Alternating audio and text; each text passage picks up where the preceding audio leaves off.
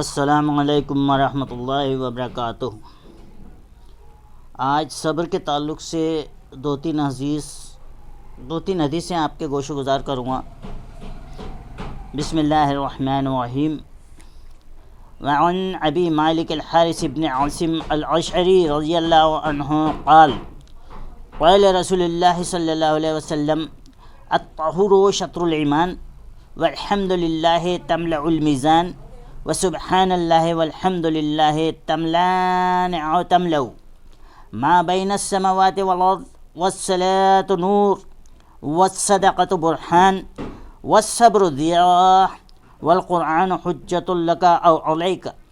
کل الناس یغدو فباعی نفسہ فموتقها او موبقها۔ حضرت ابو مالک حارث بن عاصم اشعری رضی اللہ عنہ سے روایت ہے کہ رسول اللہ صلی اللہ علیہ وسلم نے فرمایا، پاکیزگی نصف ایمان ہے، اجر و ثواب میں آدھے ایمان کے برابر ہے، اور الحمدللہ کہنا میزان کو بھر دینا ہے، اور بہت وزنی عمل ہے جس کے اجر و ثواب سے میزان اعمال بھاری ہو جائے گی، اور سبحان اللہ اور الحمدللہ کہنا یہ آسمان و زمین کے درمیانی خلا کو بھر دیتا ہے، اور نماز روشنی ہے جس سے اسے دنیا میں حق کی طرف رہنمائی ملتی ہے، اور آخرت میں پل صراط سے گزرتے وقت بھی یہ روشنی مومن کے کام آئے گی، اور صدقہ دلیل ہے اس بات پر کہ اس کا ادا کرنے والا مومن ہے، صبر روشنی ہے، قرآن تیرے لیے حجت دلیل ہے اگر اس پر عمل کیا جائے، بصورت دیگر تیرے خلاف دلیل ہے۔ اگر وہ شخص جو صبح صبح اپنے کام کے لیے نکلتا ہے اور وہ اپنے نفس کا سودا کرتا ہے، پس اسے عذاب سے آزاد کرانے والا ہے یا اس کو اللہ کی رحمت سے محروم کر کے ہلاک کرانے والا ہے۔ مسلم۔ دوسری حدیث ہے کہ وعن ابی سعید بن مالک بن سنان الخدری رضی اللہ عنہما ان ناسا من الانصار سألوا رسول اللہ صلی اللہ علیہ وسلم فأعطاهم ثم سألوه فأعطاهم حتى نفد ما عنده فقال لهم حين أنفق كل شيء بيده ما يكون عندي من خير فلن أدخره عنكم ومن يستعفف يعفه الله ومن يستغني يغنه الله ومن يتصبر يصبره الله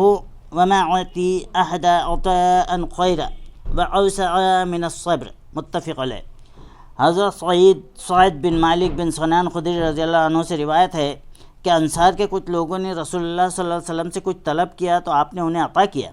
انہوں نے پھر سوال کیا تو آپ نے انہیں پھر دیا، حتیٰ کہ آپ کے پاس جو کچھ تھا وہ ختم ہو گیا۔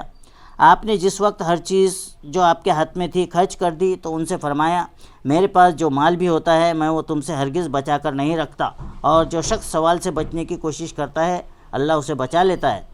جو بے نیازی اختیار کرتا ہے اللہ تعالیٰ اسے لوگوں سے بے نیاز کر دیتا ہے، اور جو صبر کا دامن پکڑتا ہے اللہ اسے صبر کی توفیق دے دیتا ہے، اور کسی شخص کو ایسا عطیہ نہیں دیا گیا جو صبر سے زیادہ بہتر اور وسیع تر ہو۔ بخاری و مسلم۔ اور ایک حدیث ہے کہ وعن ابی یحییٰ صہیب بن سنان رضی اللہ عنہ قال قال رسول اللہ صلی اللہ علیہ وسلم عجبا لعمر المؤمن ان امرہ کلہ لہ خیر وليس ذلك لأحد إلا للمؤمن إن أصابته سراء شكر فكان خيرا له وإن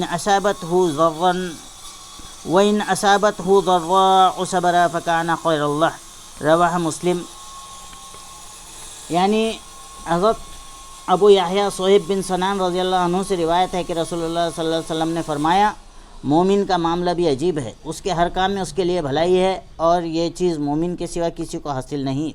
اگر اسے خوشحالی نصیب ہو تو اس پر اللہ کا شکر ادا کرتا ہے، اس کے لیے بہتر ہے، اس میں اجر ہے، اور اگر اسے تکلیف پہنچے تو صبر کرتا ہے تو یہ صبر کرنا بھی اس کے لیے بہتر ہے کہ صبر بھی بجائے خود نیک عمل ہے اور باعث اجر ہے۔ اللہ تعالی ہمیں صبر و شکر کی توفیق عطا فرمائے، آمین یا رب العالمین۔